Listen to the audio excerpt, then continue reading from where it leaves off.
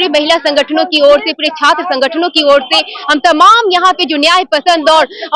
बराबरी की जो हक अधिकार और हिंसा विरोधी के विरोध में जो हम लोग अपनी आवाज को बुलंद करते हैं, उसी के समक्ष आज हम लोग का प्रतिरोध मार्च बुद्ध स्मृति पार्क के पास हो रहा है। हमारा मांग है कि अब ये देख लीजिए कि कोलकाता में जिस तरीके से डॉक्टर के साथ जो जान बचाने का काम करती है, पूरे देश के समाज में एक अपना प्रतिस्पर्धा वाली परीक्षा पास करके और उसके बाद समाज के लोगों का जान बचाने का काम करती है, उनके साथ आज इस तरीके से हैवानियत और दरिंदगी जो दिखी है वो कहीं न कहीं हमारे पूरे देश को शर्मसार कर रहा है। इसके बाद भी सरकार जो है, ये डबल इंजन की सरकार पिछले कई दिनों से एकदम से मौन साधी पड़ी है, जबकि उन्हें बोलना चाहिए कि आज कहाँ बेटी बच रही है, आज कहाँ बेटी को बचाने की बात कर रहे हैं, आज क्यों नहीं आज कुछ बोले, आज चुप क्यों बैठे हैं। और ठीक इससे हम लोग उभरे भी नहीं थे, पूरा देश जो है सदमे में था। उसके बाद तुरंत बाद मुजफ्फरपुर में आप देख रहे हैं कि 14 वर्षीय जो बच्ची जो कि पढ़ाई करती थी और उनके दलित परिवार की थी और वो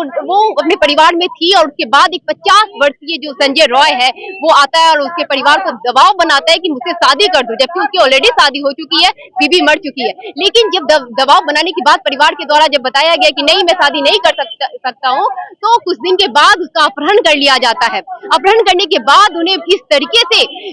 हैवानियत का जो पूरा शर्मसार करने वाली जो दृश्य है जो हमारे सामने आई है, जो सोच करके भी हमारा रोंगटा सिहरता है कि किस तरीके से हैवानियत हमारे देश के भीतर में हो रहा है। और उस लड़की को बलात्कार कर करके उनके प्राइवेट पार्ट को काटा भी गया है और उन्हें फेंक दिया गया है। और इस तरीके से दरिंदगी करने के बाद भी वो जो जितने आरोपी हैं, जो अपराधी हैं, उन सबको गिरफ्तार नहीं किया गया। ये पूरे तरीके से कहीं न कहीं प्रशासनिक का जो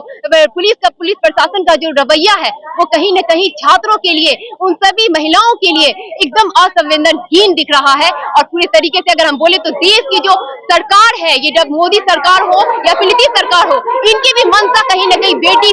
महिला विरोधी ही नजर आ रहा है। हम इसके खिलाफ में अपनी आवाजों को बुलंद करते हुए ये मांग करते हैं कि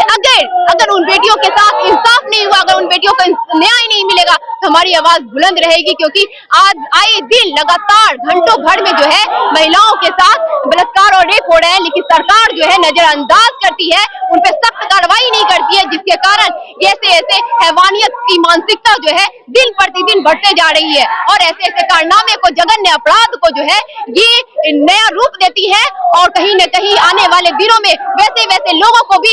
मन को बढ़ावा दे रही है कि आप ऐसा करने के बाद भी पुलिस प्रशासन का कोई रवैया नहीं, सख्त होने की वजह से ऐसे मानसिकता का रवैया बढ़ते जा रहा है, जिसको रोकने के लिए कहीं न कहीं हमें अभी भी न्याय व्यवस्था पे भरोसा है। जिसके कारण हम मांग करते हैं कि आप जिन लोगों ने इस तरीके की दरिंदगी और हैवानियत की सारे हदें पार की है, उन्हें सख्त से सख्त कार्रवाई करते हुए जेलों में भेजिए और उससे जुड़े हुए जितने भी संलिप्त लोग या नेता हैं या फिर जितने भी लोग हैं, हम ये तक जानते हैं कि कहीं न कहीं बड़े नेताओं का भी इसमें रहता है संलिप्तता, जिसके कारण ऐसे बड़े अंजाम को देने में लोग जरा सा भी नहीं हिचकते हैं, जिसके कारण एकदम मनोबल इनका बढ़ा रहता है। हमारी मांग यही है कि लगातार इस तरीके से बेटियों, आज शिक्षा के क्षेत्र से लेकर के जान बचाने वाली डॉक्टर तक नहीं छोड़ा जा रहा है। माँ जो रोटी खिलाती है और जो जन्म लेती है बच्ची, उसे भी नहीं बख्शा जाता है। सीमित हम इन तक भी नहीं रख सकते हैं, क्योंकि भारत के कोने कोने तक ऐसी हैवानियत और दरिंदगी आए दिन नजर आ रही है। लेकिन सरकार जो है इसके खिलाफ अपनी आवाज उठाने के बजाय और इनके ऊपर जो हैवानियत करने वाले जो लोग अपराधी होते हैं, उनके ऊपर सख्त कार्रवाई करने के खिलाफ कोई आवाज नहीं उठाती है, कोई कदम नहीं उठाती है, कोई पहलकदमी जो होती है, ठोस पहलकदमी वो नहीं लेती है, जिसके कारण आज फिर से ये आने वाले दिनों में लगातार घटना घटती रहेगी। कृति कुमारी, बिहार पुलिस फेल ही नहीं, ये शुरू से फेल है, फेल हो चुकी नहीं है। बिहार पुलिस हो या फिर पूरे देश में जितने भी पुलिस प्रशासन है वो सब फेल है और अपनी कारनामे जो है ये हैवानियत की तरह दिखाते हैं। क्योंकि जब इनके पास, आप सोच लीजिए कि पॉस्को एक्ट लग जाने के बाद 24 घंटा के अंदर तत्काल त्वरित उस पर कार्रवाई करके जो भी इस पे अपराधी होते हैं उसे अरेस्ट किया जाना चाहिए। लेकिन देखा जाता है कि महिला पहलवान विनेश फोगाट जंतर मंतर पे 3 महीने से ज्यादा प्रोटेस्ट करती रही, वो पॉस्को एक्ट के तहत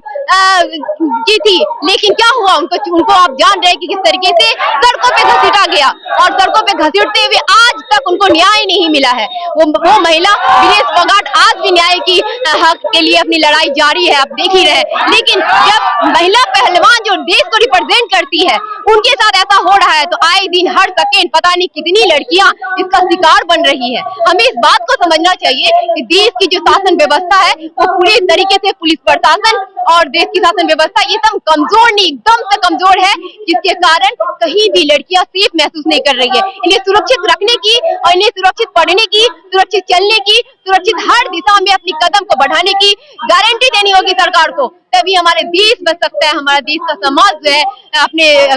हौसलों और बुलंदों के साथ आगे बढ़ करके अपने देश का नाम रोशन किया जा सकता है, क्योंकि अगर महिलाएं सेफ नहीं रहेगी तो हमारा देश भी कभी सुरक्षित नहीं रह पाएगा।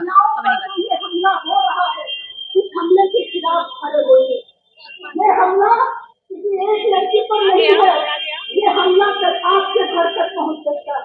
ये हिंसा कल आपके घर तक पहुंच सकती है अगर बलात्कारियों को हमारी सरकारें ऐसे ही बचाती रही, अगर अपराधियों के पक्ष में ऐसे ही तर्क दिए जाते रहे, अगर यही कहा गया कि लड़कियां रात में ड्यूटी क्यों करती हैं, इस नाम पर महिलाओं पर हिंसा को जायज ठहराया जा रहा है। कानून बने हुए हैं।